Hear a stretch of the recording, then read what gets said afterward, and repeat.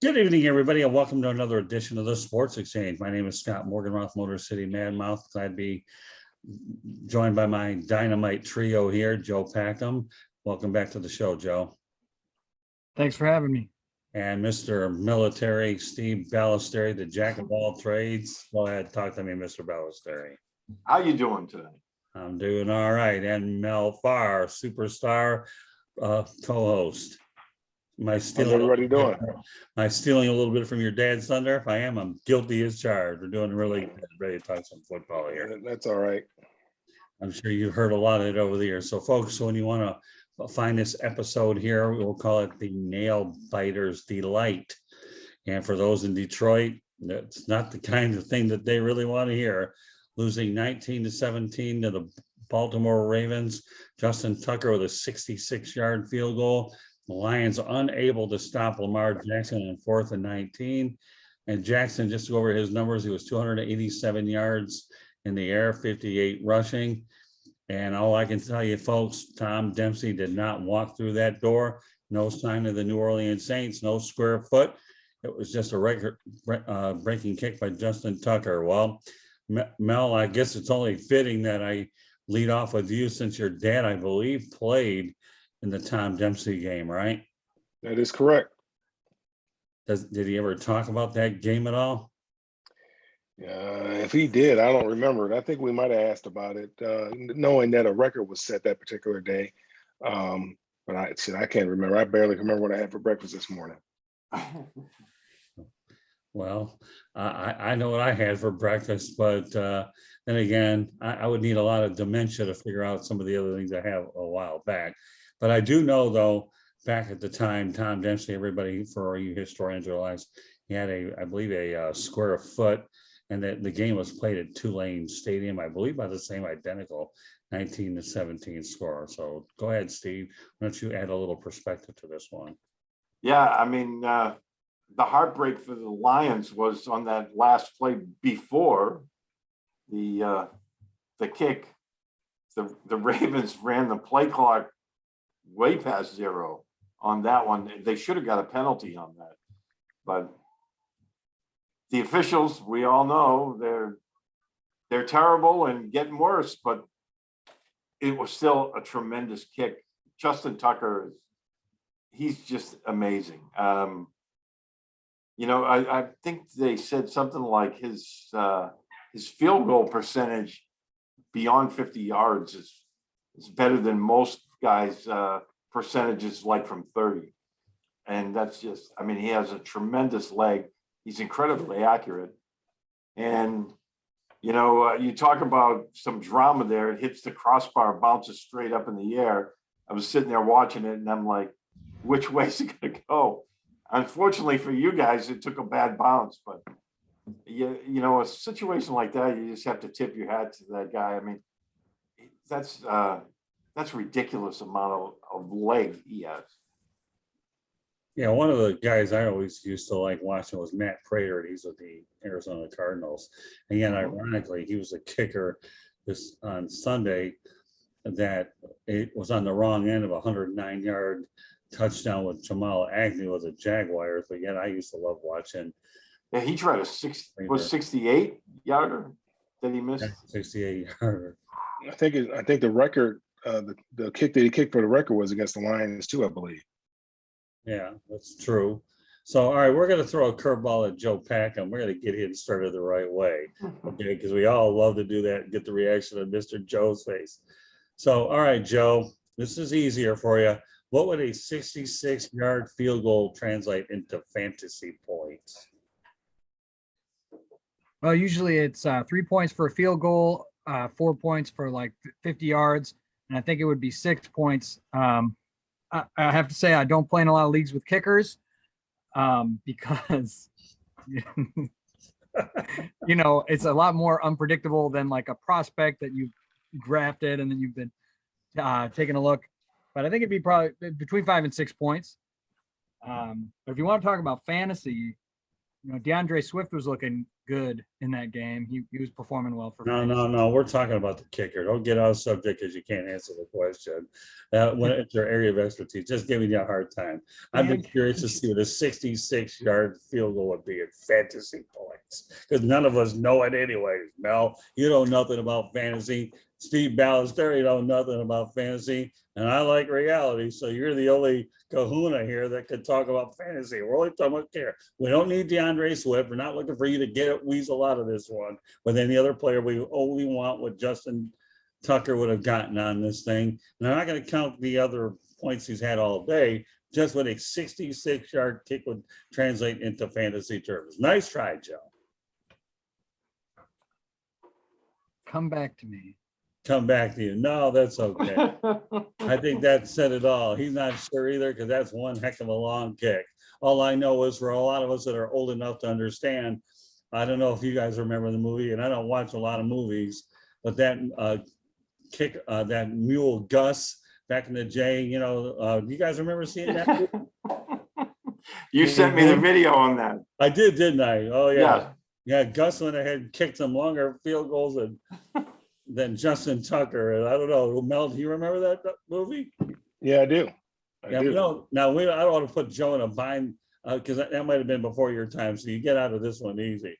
But you got the three of us that remember the kicker / mule Gus, and we all know that they tried to get him drunk and intoxicated. And we're not trying to send an alcoholic lesson on here, but at least we can say that Justin Tucker was not intoxicated. And for a lot of people in Detroit land, they'll probably wonder, are the Lions cursed? All right, Mel, that's the other part. Are the Lions cursed? Yeah, it's kind of like Murphy's Law. I mean, whatever can go wrong will go wrong. And that's kind of what happened to him. Like you mentioned earlier, the play before, that play should have never happened because they ran down the play clock. And then to be able to convert on 4th and 19. I mean, there is no play that you have for 4th and 19. And for them to convert that, and then to get out there and kick the ball on the other side of midfield, that's a lot. That's a lot of things that have to go right. And all those things went right, not to mention the fact that the ball hit the crossbar. I mean, of all things, the ball hits the crossbar and bounces over. A lot of times when you see a ball hit the upright or the crossbar, it goes backwards. It doesn't go in. This one hit the crossbar, gained momentum, and then hit the net. Went into the net from there. So it's just one of the, it's kind of the story of the Detroit Lions. I mean, just have awful luck. They just have awful luck. What about you, Steve? They cursed? Yeah, it would certainly seem so. I mean, they had one of the greatest running backs to ever play the game. We could talk about that forever, but it just seems like Mel said, whatever could go wrong for the Lions does. When was the last time? I can't even remember the last time they won a playoff game. Against the Dallas Cowboys back in 1991. That's a long time. Yeah, I mean, they had a couple of close calls, including the one time they went to Dallas and they had that penalty that was no longer a penalty, and then you had the Calvin Johnson rule, and the beat goes on and on. Yeah, so I'm with you. But it's been a while. A lot of people weren't born when they won their last playoff game, and for whatever it's worth on my end, okay, the last time they won a championship was on December 29th, 1957, on my birthday, but that was 5 years before I was born. Take it for whatever it's worth. I haven't seen one since I've been alive. I know Mel hasn't either, and maybe you're the only one, Steve, in this room here. No, that was before I was born. Was it really? 57.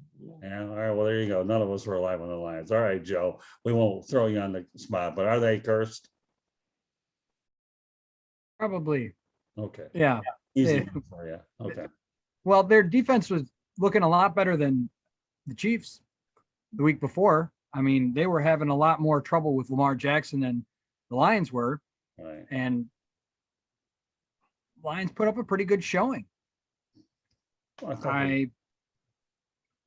I hadn't expected them to perform that well. And I thought that they were getting some things moving. I mean, for a team that's a lot would consider in a rebuild, for them to be taking these strides forward and putting up this good effort against Baltimore, who's, easily in contention for going into the playoffs or a deeper run into the playoffs. I think it definitely bodes well. But since they're cursed, it doesn't matter what they do or how much talent is on the roster, they'll just lose anyway. Yeah, I think they competed well against Baltimore. They gave them a better show than I thought. I thought the Ravens were going to win by at least 7 to 10 points. The Lions fought hard. Dan Campbell was a rookie coach, but so yeah, are they cursed? They've had bad luck. Call it whatever we want. All right, let's take our act over to Las Vegas, where the Miami Dolphins and the Las Vegas Raiders put on a good show, 31-28 in overtime. And for the Raiders, it's their best start since 2002. Derek Carr was good for 386 yards and 2 touchdowns. And John Gruden will get people off his back saying, I have to go back to the broadcast booth after all. So, Steve, you're laughing. I'll let you start off with that observation. Yeah, I mean, Gruden cracks me up. The Chucky doll. So, the Raiders have really surprised me this year, the first 3 games. I mean, I did not expect them to be, to be playing as good as they are. I'll put it that way.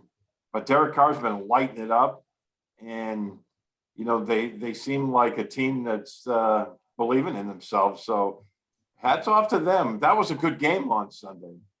With Miami, I thought they were going to actually blow Miami out, and it didn't turn out that way. Okay, Mel.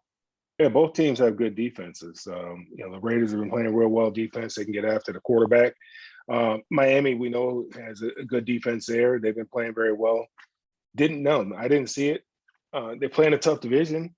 You would never think that the Raiders would be where they are right now, and the Chiefs are sitting at 1-2. Nobody saw that coming. If anything, you would think that their records would be reversed. But they play in a tough division, and San Diego's a good team. Denver's playing well right now. So, there's a lot of football still left. We got 18 weeks and 17 games. And so there's a lot of football left, and we'll just have to see what happens. But right now, they should feel pretty good about what they've done thus far. Joe? Well, I think based on this 1-game sample size with Jacoby Brissett playing very well, we can see that the problem with the Dolphins was clearly Tua. So maybe him taking some time. He's back on the injured reserve, so he's going to be out for a couple of weeks. We're going to be seeing Jacoby Brissett. I remember having talks with you and Fluffy earlier in the offseason about how bad it would be for the Dolphins if Brissett took the field. He's had a lot of spot starts. He's been a starter in the NFL. He's very seasoned. He was looking good out there. Waddle was getting a lot of work. Running backs were both getting involved. Brown and Gaskin. Their defense did let up a lot of big plays. Derek Carr is leading the league in passing yards.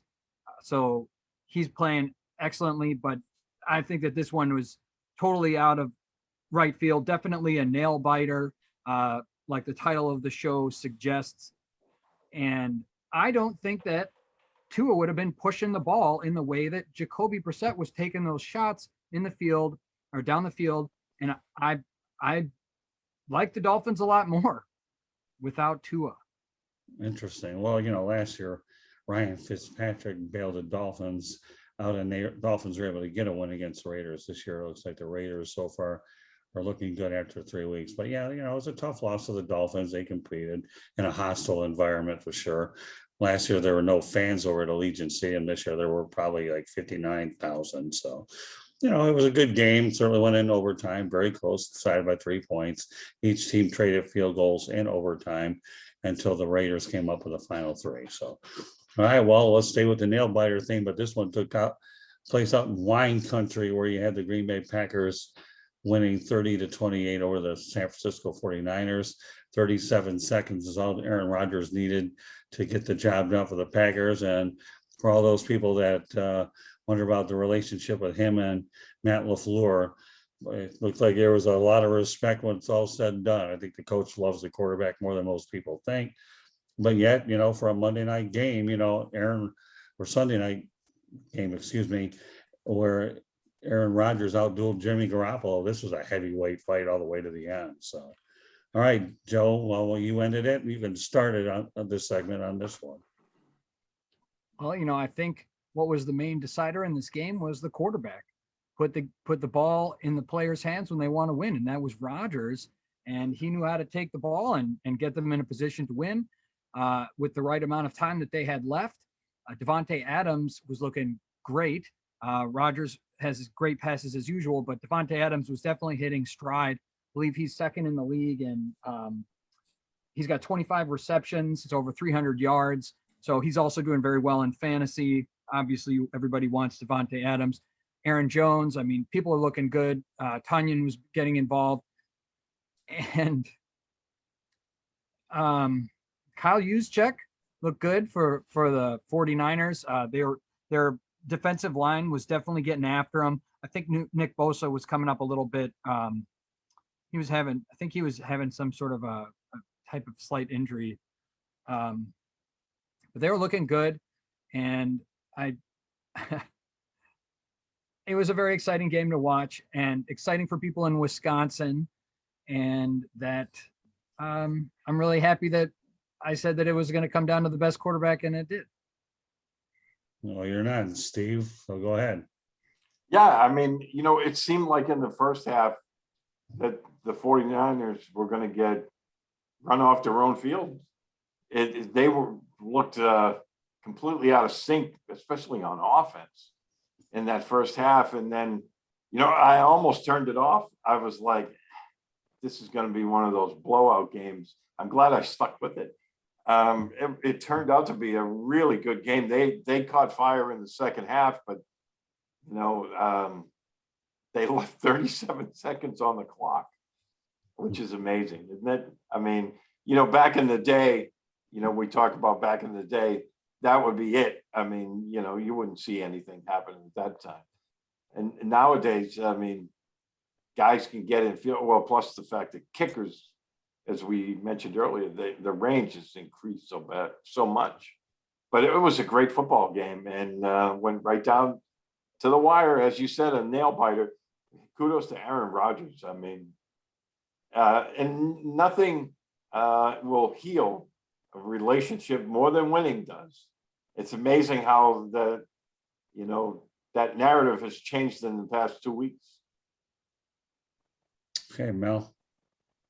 Yeah, I mean, I think, like I said, I think I think the first week Aaron Rodgers mailed it in, but I mean, you see the last 2 weeks that, he's shown everybody who Aaron Rodgers is. And, to do what he did in 37 seconds to get the team in position to kick the winning field goal was amazing. And, it was a good football game, well fought on both sides of the ball. I was watching Nick Bosa a lot, and I don't know if he is hurt, but he certainly didn't impact the game very much from a pass rushing standpoint. I think a lot of people had picked San Francisco to win that game because they thought their defense was better. But Green Bay Packers, their defense is tough, man. They put some pressure on the quarterback. They get after it. And this could be a preview of the NFC Championship. I don't know. Definitely could be a preview of a playoff game, because obviously we still got you got Tampa Bay, and you got the Rams. The Rams are playing at an extremely high level right now with Matthew Stafford, but it was a good win for the Packers. They're 2-1 in a very weak division, so it doesn't surprise me. Aaron Rodgers, he's the better. You look at the two quarterbacks, and he's the better of the two quarterbacks, and that's the reason why they won. I think one of the more interesting facets of the game was the way Kyle Shanahan used Trey Lance. He was able to get him a touchdown and try different plays to get him involved. So, that was a pretty gutsy play. Fourth down. Trey Lance is coming in there to run. Right. I would think, and they couldn't stop him. That was a pretty gutsy play call at that particular juncture in the game, because the momentum could have shifted greatly had they not converted. Oh, no question about it. And I think that for those individuals out there that wonder whether two quarterbacks can play, right now, I think the 49ers have a very unique situation where you can incorporate Trey Lance in there without getting killed. Okay. and yet be able to get mileage out of Jimmy Garoppolo, which I think is a great segue to where we're going now with the Cleveland Browns taking care of the Chicago Bears 26-6. We're not going to talk about the play of the Browns. We're going to talk about what nearly happened to Justin Fields, where he nearly did get killed out there. Think about Justin Fields for a moment. Gets sacked 9 times, goes 6 for 20 for 68 years. So anybody that wants to question Matt Nagy for going out there and wanting to wait for Justin Fields, do it now when your prize quarterback is getting sacked 9 times and only has a mere 68 yards. So the only thing I'll say about this thing, and I'm going to let you guys take over from there, is I do believe that it'll be either Andy Dalton or Nick Foles against the Detroit Lions. So I don't think Justin Fields is ready. I think he needs to sit back, carry a clipboard, continue to study, buy this time. And I think this is a good opportunity to realize that the NFL is a much different animal than college. And now hopefully people will get off Matt Nagy's back a little bit and let him go the veteran course that he's going to do. Because a lot of people were, everybody's got that old new shiny armored toy. Let's go out there and see it. Well, Justin Fields wasn't shiny when he ended up leaving that game, got a little bit dirty, and I think he banged up his wrist a little, but not enough to sideline him. But he needs to sit for a while. All right. You know what, Mel, you played offense in the league. Take it from there. Yeah, that was, you blame the coach a little bit. I watched a little bit of the game, saw some of the highlights. He hung onto the ball a little bit. I go back to the comment. I think, Justin did himself a disservice when he made the comment back in the preseason that the game was kind of slow for him. And he's seen exactly how fast this game is and how difficult it is to read defenses on this level. They didn't do a very good job of protecting him. They didn't have any max protection for Justin. They really did him a disservice in a lot of ways. I mean, they should have had a game plan for Justin Fields and not had him out there executing whatever game plan that they had out there. I don't care who was quarterback. Tom Brady could have been quarterback, and then it probably would have been, been similar results. But the kid held onto the ball a little bit. Yeah, he does need to, he needs a little more time. He either needs more time or more reps, one of the two. And with that offensive line as leaky as it is, I'd much rather give him more time. Let somebody else go out there, see what they can do. And if not, then Nagy, they probably need to look at the head coach. There were a lot of people a lot of pundits, a lot of these talking pundits on different sports shows who are very upset with him and really called for his job for what he did to that kid. And you just hope that it doesn't shatter his confidence. Hope that he's able to bounce back from this. I think the worst thing that you could probably do for him right now is set him on the bench, because you don't want him to have to sit with that bad taste in his mouth, that performance that he had out there last week. Andy Dalton, in my opinion, I just watched the play. It looks like he, did something pretty significant to his knee. Everybody kind of knows what Nick Foles is. We know who he is. And if he is the quarterback of the future, then the future starts now. And they need to get him prepared and get him prepared to play. I mean, that's your job as a coach, to get him ready to play. And that means you have to put him in situations that are going to help him and not hurt him and make him look good, whether it's max protection, whether it's moving the pocket a little bit, whatever it is that you have to do, utilize his skill set and, go out there and help the guy be successful. I mean, look at Lamar Jackson. I mean, they don't have a conventional offense. The offense is tailored to his skill sets. They need to tailor that offense to his skill set. Now, he's not a runner. He is a thrower of the ball. He can't throw the ball, but if that offensive line is that leaky, then they need to do some things with max protection, play action, anything they can do to try to get, to help receivers buy time, get down the field, get open, give him an opportunity to throw the football and move the ball up and down the field. Well, one of two things is going to happen here. Number one, if he does get back in, he has the Detroit Lions. So that might be a way to get well mentally quick. Okay, it might be well against the Lions. Or two, okay, that you go to a veteran and see what happens. And he seems like a pretty humble kid that he can handle it. But here's the one thing I'm going to throw at each of you guys, okay? I personally think that the Chicago Bears gave up too prematurely on Mitch Trubisky. That's what I think. I really think that Nagy ruined him, should have given him a bit more time. And that's just my personal opinion. Mitch Trubisky will rebound in this league nicely next year. He's going to sit behind Josh Allen. And you know what? Get paid a little bit of money to do it and land somewhere else. So I think the Bears gave up on Trubisky too quick. So yeah, I mean, you know, a quarterback has a fragile mentality. Does he? You're right, Mel. 68 yards, 9 sacks. That's a good way to make you think and second guess your count. But I don't think that's going to happen. I think that he seems like a humble kid. You know, face it, Mel. When all of us were brought up, how long did it take for a quarterback to get on the field? Anyways, 2 or 3 years. Now you have an ancient league. So for him to sit a little bit, evaluate, look at the film a little bit. But you never know with injuries too, whether he'll be knocked out there to begin with. So, all right, Steve, now that I've said a mouthful, that again, I usually do anyways, go ahead and pick me up from there. Yeah, you know, I don't like this, what is considered now conventional wisdom that you drafted a guy in the first round, he has to start right away. He's your future guy.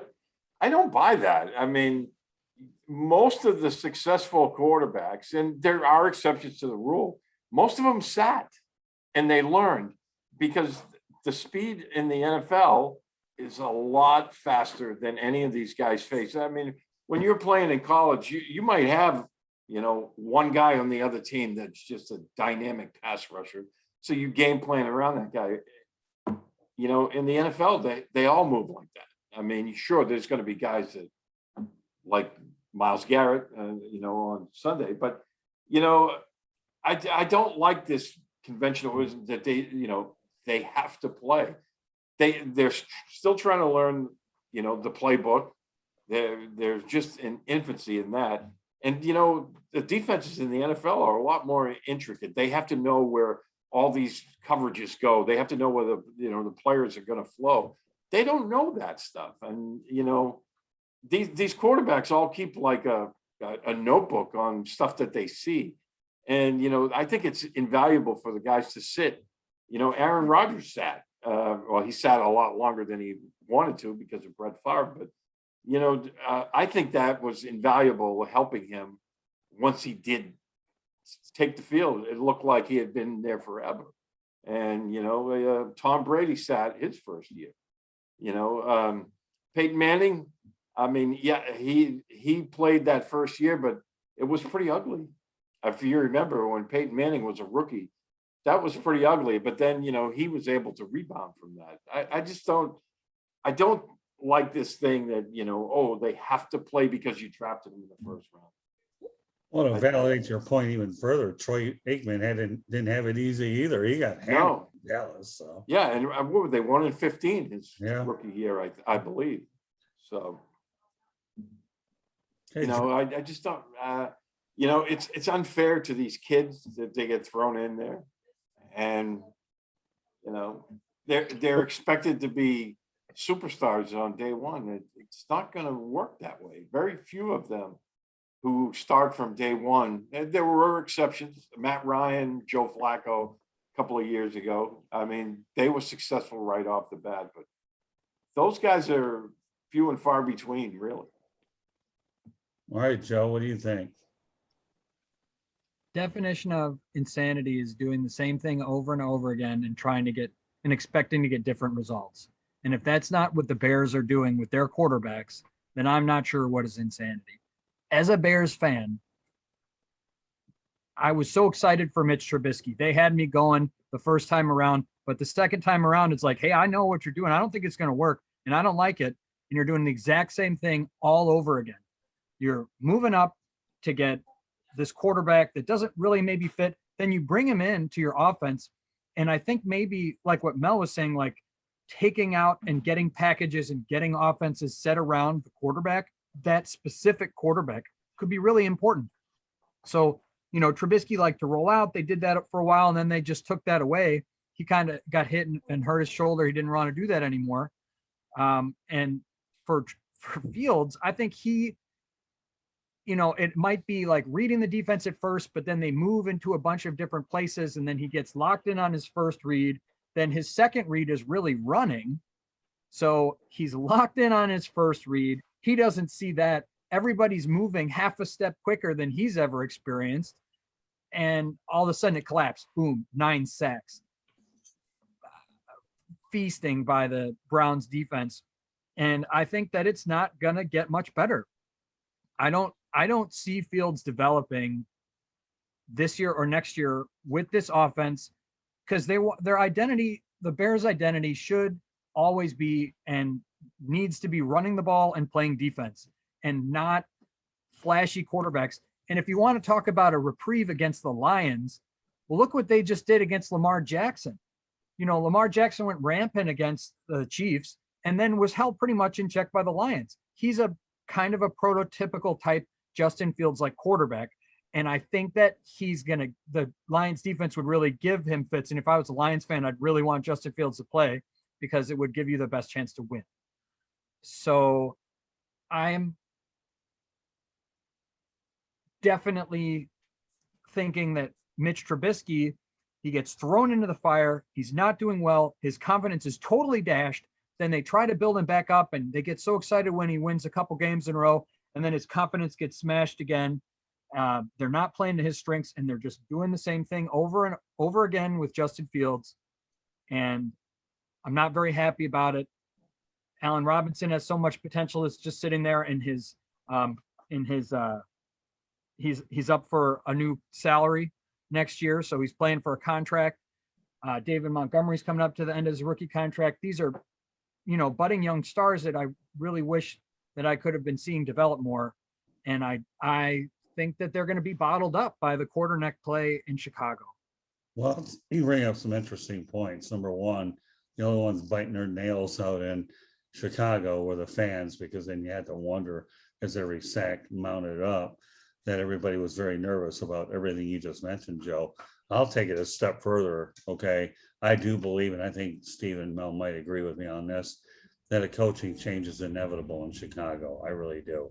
You don't want to ruin another quarterback. You want to get a coach in there that you can play to his strengths. And I don't think that Matt Nagy has gotten the job done. He was brought in to Chicago to try to replicate what they did in Kansas City, and he has not done that at all. So I believe a coaching change is inevitable with the Bears. Last game of last week, we're going to talk about, then we're going to go into a couple of ones this week, are the Tampa Bay Buccaneers and the LA Rams, 34-24. I was wearing a Rams cap before. Why am I wearing a Red Wings? I don't know. I'm just in the mood to wear a hometown hat tonight. And I've always had passion. I love my Red Wings. It doesn't matter. Don't take it personal, folks. If I'm wearing a Red Wings, I just love them. They've won a lot of Stanley Cups, and I'm just in a red mood tonight. So if you're watching the thing, don't worry. We're going to start having a new hat every week. So then you can wonder, what is he going to have on top of his hat? Tonight, it's the Red Wings. But let's get back to the Tampa Bay Buccaneers and the LA Rams for a moment. Matthew Stafford, once again, gets it done with 4 touchdowns, 343 yards with no interception. And who would have thought that Tom Brady would chuck the football 55 times, complete 41 passes, had a touchdown and no interceptions, had a shootout. But once again, Matthew Stafford is doing some pretty good things out in LA, right, Mel? Yeah, I mean, you see why LA was so excited to give up on the players and the draft picks that they gave up to get him. He's got a big time arm. He's extremely talented. Gives Sean McVay the ability to do everything in his playbook. And then they got that defense. That defense played lights out. Extremely difficult. I picked Tampa Bay to win that game, obviously, last week, and the Rams look good. They play with a lot of passion in that brand new shiny stadium out there with all the celebrities watching, and they put on a great show. Matthew Stafford looked good. He's as good as advertised, and that was a big time win for him. That could definitely be a preview of the NFC Championship game as well. But No, you gotta you gotta be happy for. I'm happy for Matthew Stafford. I mean, I wish Barry would have got an opportunity to go somewhere else. I wish Calvin Johnson would have got the opportunity to go somewhere else. I think Barry would not have retired if they would have allowed him to go somewhere else, and Calvin probably, maybe the same thing as well. But the Lions being who they were, or who they are, didn't afford Barry that opportunity.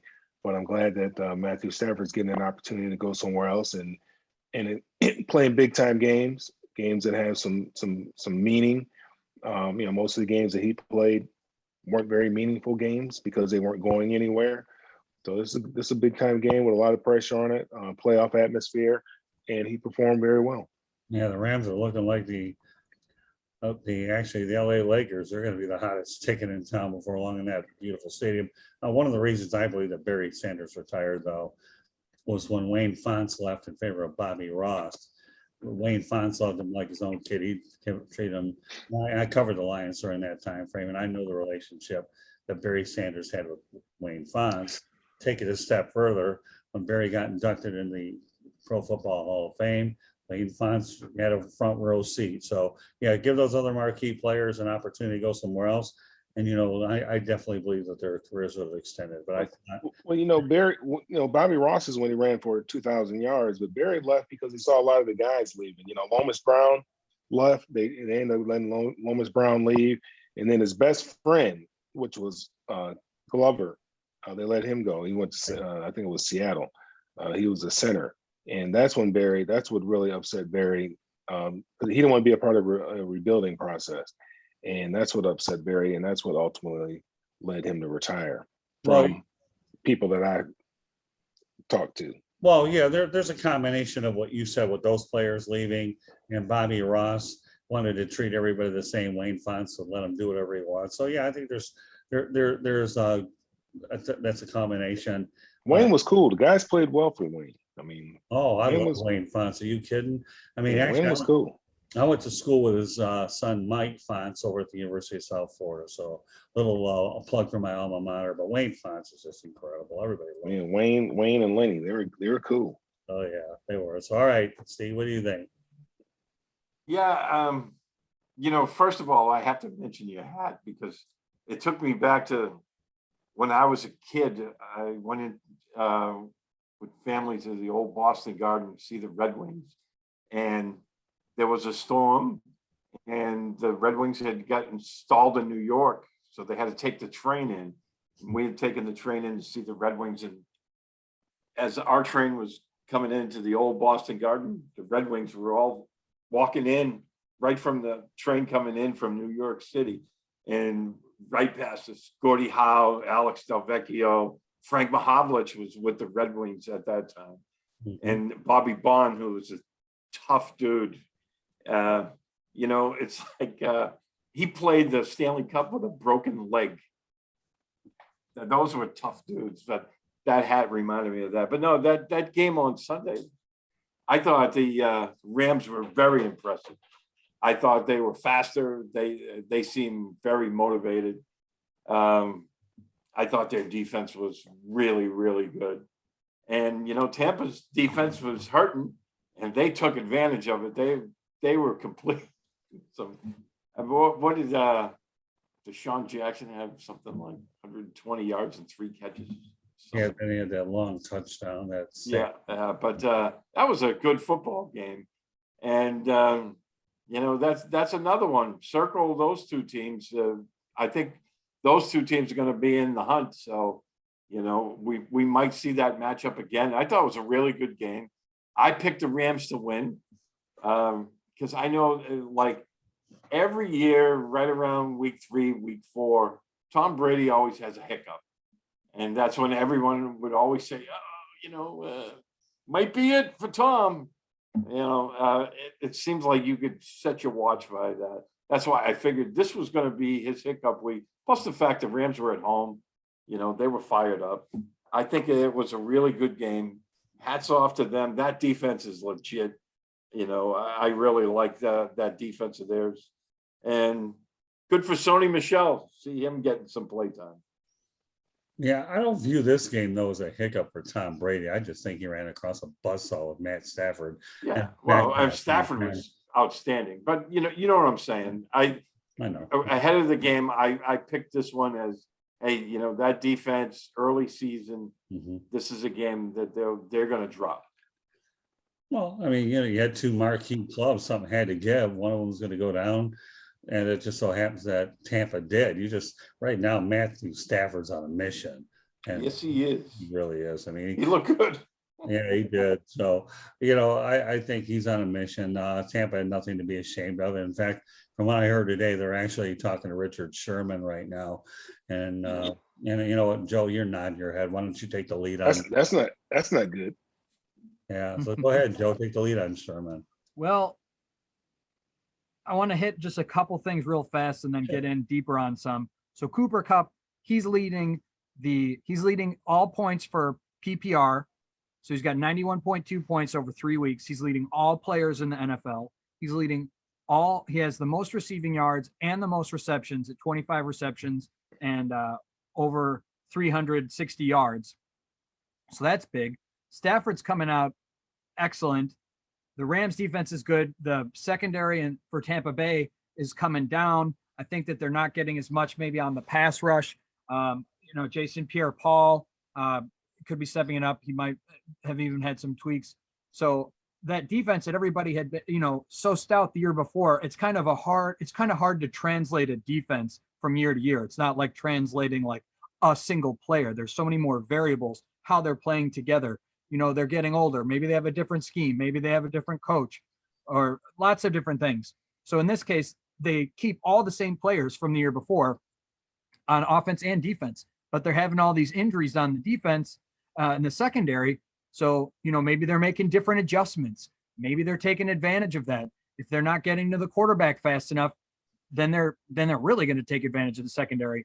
And Cooper Kupp's on a tear. Doesn't matter who he's playing. He's doing really well. And I think that in the NFL, there's been a trend in the last few years towards letting quarterbacks shift around, not trying to hold on to that franchise quarterback forever, but letting them kind of be like other players where, yeah, they can mix and match and they can move around. And it gives some opportunities to somebody like Matthew Stafford that have been with the Lions. I do think it's super interesting to hear you guys talk about Barry Sanders. I mean, I grew up,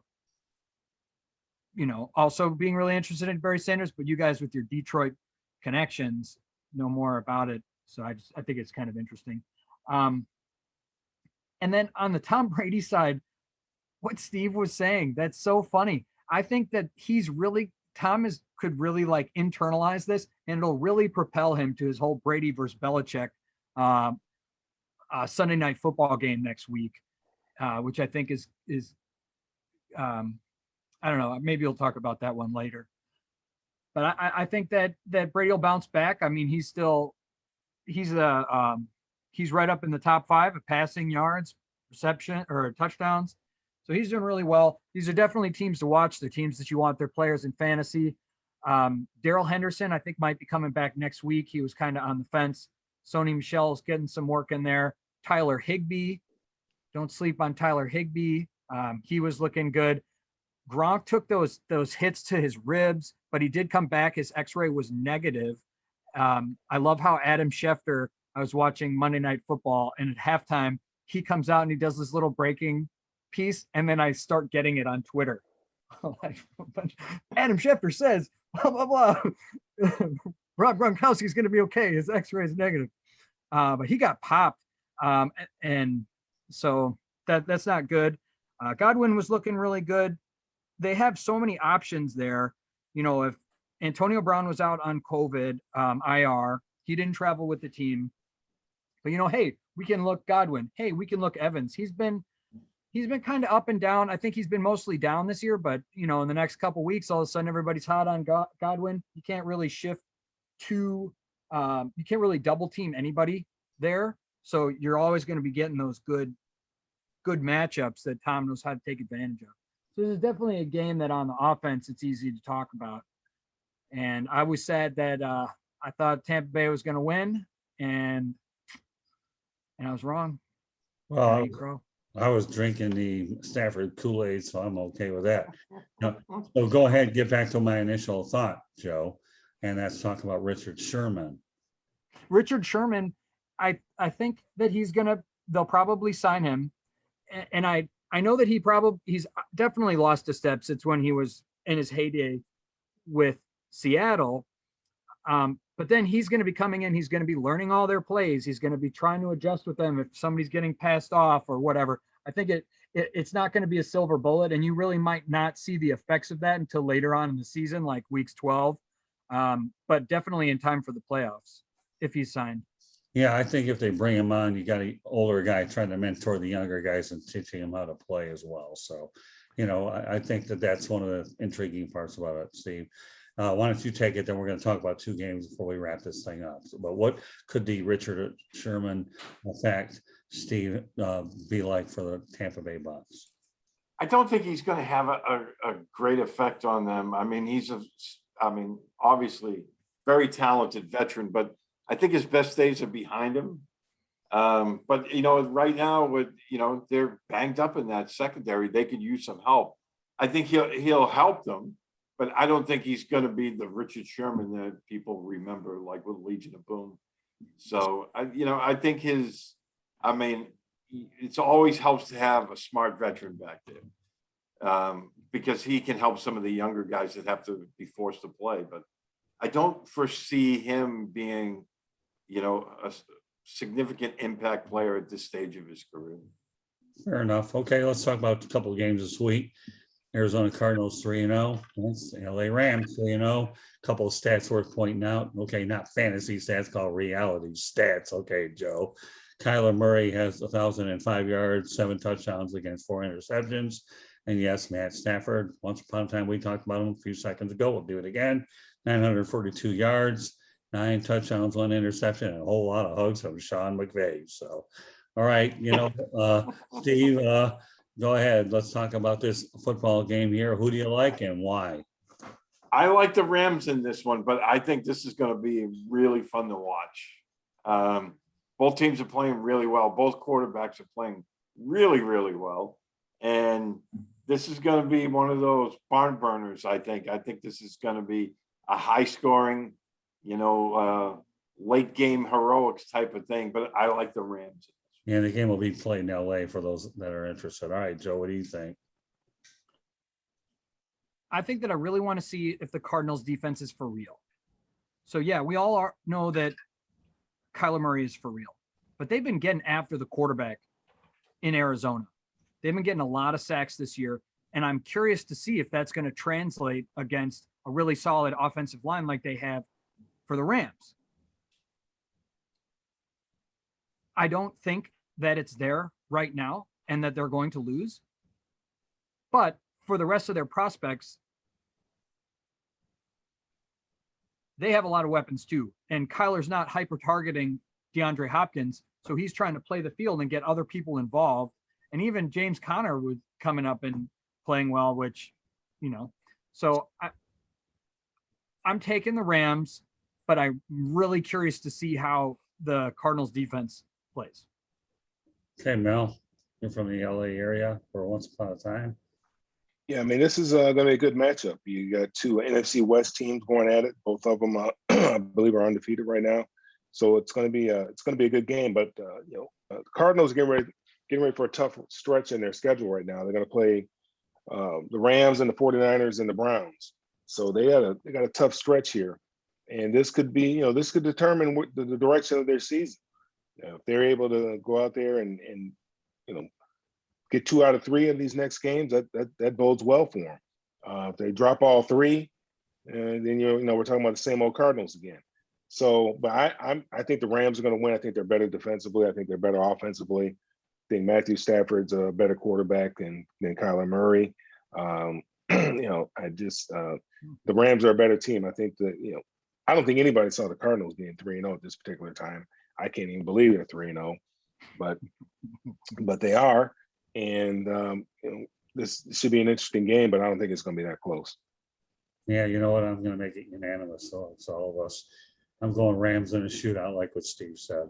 Matthew Stafford's on a mission. I've been saying that all show. I'm going to say it again.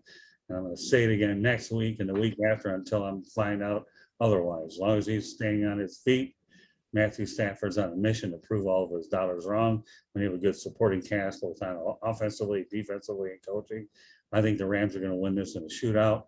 I would say the Rams will win this one by at least maybe 10 points or so, but there'll be a high scoring game. So that makes all four of us drinking the Rams Kool-Aid. Final game, Joe, you alluded to it, so we'll go ahead and get to it. The Tampa Bay Buccaneers 2-1 against the New England Patriots 1-2. Before you react to it, let me give some stats. Tom Brady has 1,087 yards to go along with 10 touchdowns and 2 interceptions. And his counterpart, Mac Jones, has 737 yards or 2 touchdowns and 3 interceptions. The new and the old. Okay, Joe, this is what we're going to talk about. We know that there'll be the hype machines began after the last Sunday night game was over. Brady's homecoming. I'm not going to get into all the particulars, but let's face it, he is going to New England probably for the first and maybe the last time. Unless he sees them in the postseason and they're in opposite conferences. So go ahead, Joe. Based on how the Patriots have been playing this year, I think it's easy to see how you would expect that they're just going to get rolled by the Buccaneers.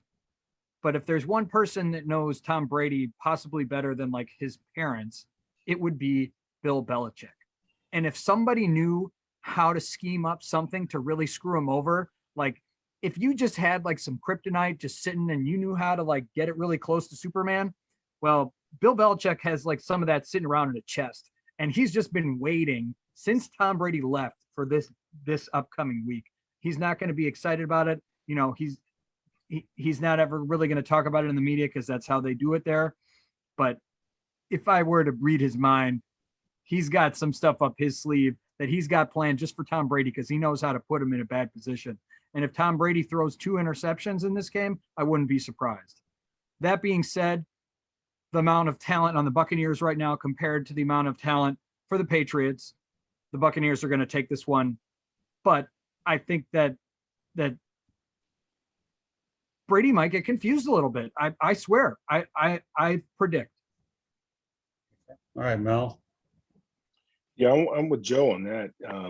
Nobody knows him better than Josh McDaniel and Bill Belichick. So nobody knows what his weaknesses are better than those two. That being said, I still think that Tampa Bay will win this football game. I think Brady's going to come in there with a chip on his shoulder, and obviously, for a number of reasons. They just lost. They're coming off a loss, and they decided to move on from him. And so I think he's going to come in there with a chip on his shoulder, and I think he's going to go, he wants to prove something not only to the fans there, but also to, Bill Belichick that, he still had a lot of football left and that he made a huge mistake in letting him go. They've got a young quarterback there. So obviously, that edge goes to Tom Brady because he's been around forever. He's seen everything. I think their defense is probably a little bit better and their run game is a little bit better. I just think they're a better football team. But this is a big game for the Patriots. They spent a lot of money in the offseason on free agents. I'm sure that Kraft would like to see some returns on that money that he spent. The only thing they have is they have a rookie quarterback. I think they probably expected that Cam was going to be their quarterback, but for whatever reason, Cam is not there, and they got Matt Jones there, and he didn't look very good last week. He looked a little confused. He looked like a rookie quarterback. So he, they're going to have to do some things for him schematically to make sure that he's comfortable and to get him some confidence early on, some short passes, screen passes, whatever it is that they need to do to get him comfortable so that they can stay in this game, because I don't see them staying close with Tampa Bay. Not with an upset Tom Brady. So in other words, you're going with the Buccaneers. Absolutely. All right, Steve, Mr. Patriot, go ahead. Look, the flip side of Bill Belichick knowing Tom Brady's strengths and weaknesses is Tom Brady practiced against Bill Belichick's defense for 20 years. He knows everything they do on defense. And, it comes down to matchups. And, week 1, without Stephon Gilmore, the Patriots don't have a lot of speed at cornerback. So what we saw against the Dolphins, who have some speedy wide receivers, they were playing off a lot more than they normally would. I think you're going to see a lot of that against Tampa because they're going to respect that speed because I don't think they can run with these wide receivers. And if they sit back and zone, that was the one thing Tom Brady used to eviscerate when he was with New England, was zone coverage. So I think the Patriots are definitely at a disadvantage here. again, the Patriots have a rookie quarterback, and the offensive line was supposed to be a huge strength of this team. We all thought I don't say up there because I'm not up there anymore, but we all thought that people who cover them, that offensive line was going to be a top 5 unit. It still might be down the road, but right now they're doing a terrible job of protecting Jones. Yeah, he made some rookie mistakes. He held on to the ball a little too long, but he was hit 11 times on Sunday. There's no sugarcoating that. The protection hasn't been good. I think this one goes ugly early. Well, the best part about being the moderator is I get to speak last on a lot of things, so I'll let you guys do all my talking for me. All I'll say about this football game is Tom Brady is coming off a loss, and he's motivated to beat Belichick. And all I can tell you is I believe Tampa Bay is going to win, and they have a lot more talent. That's all I have to say. Thanks to my incredible supporting cast here. With that said, okay, I do want to bring in one other point. Josh Gordon gets reinstated for the 9 millionth time. Okay, everybody said, one of my favorite one-liners before we wrap up the show is Morris had 9 lives. I need to make the most of what I have. Well, I'd like to know how many lives that Josh Gordon has, because he's going to be with the Kansas City Chiefs when he gets back, and is another story. But any thoughts amongst any about Josh Gordon returning yet again? I mean, you just feel for the guy. He just has so many demons, and this is a guy that had so much talent. Mm-hmm. But it's tough. I mean, he's this 5 strikes, I guess he's had. I hope he can stick with the NFL this time and keep his life in order. I mean, the on-field stuff to me is kind of secondary to, getting his life in order, because he's had a lot of issues. So I wish him the best. Yeah, me too. So, yeah, Joe, Mel, any quick thought about Josh Gordon or not? And we've talked about Josh Gordon quite a bit before in the past. We know he's super talented. I think he led the league in receptions, or in yards one year, and I think he missed 3 games that particular year. Extremely talented. You have to think that some of his skills have diminished over time, being away from the field, plus with whatever substances he's introducing to his body. You have to think that some of his skills have eroded over time. But he, obviously he's a super uber talented individual, because he keeps getting opportunities. Mm-hmm. He keeps getting chances, and hopefully this time, he'll take it seriously. And he's with. I think he's probably in the best place that he could possibly be, with Andy Reid and also with Tyrann Mathieu over there, because he had that problem when he was coming out, when he was at LSU. I think he got suspended that one particular year, and he had that substance abuse problem. And obviously he's been able to stay away from it and has had an outstanding career. So it might be a good place for him to go, have somebody there that can kind of help him and guide him and lead him and be there with him, and hopefully keep him on the right track. But again, like Steve said, I'm just worried about the guy once football is not an option. I just hope he's able to get everything together so that when football is not an option, that he can lead a productive life. Doesn't hurt that he's got Patrick Mahomes throwing on the football, right, Joe? Yeah, this is definitely a touchy subject. I think that on a personal level, I hope that he finds like the support system that he needs, so that when he's off the field, he's making the right choices, that there's somebody with him that is there with him, keeping an eye on him, having activities to go and do, something to keep yourself from going to some place where you might use substances. And then maybe he'll find that, especially now with COVID restrictions coming down, and people being able to, and teams being able to get with each other more.